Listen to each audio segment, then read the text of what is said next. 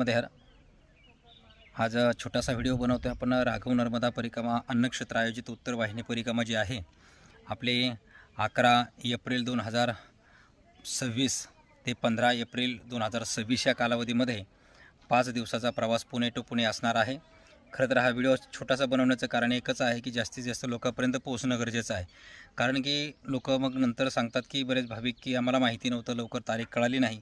आणि खरं तर त्याच्यासाठी जी बुकिंग आहे ती आता बऱ्याच जणांनी नावनोंदणी केलेली आहे आणि लवकरच करायची. त्याचं कारण असं की आपली बसही त्यावेळेला AC असते आणि राहण्याची व्यवस्था महत्त्वाची म्हणजे AC करावी लागते.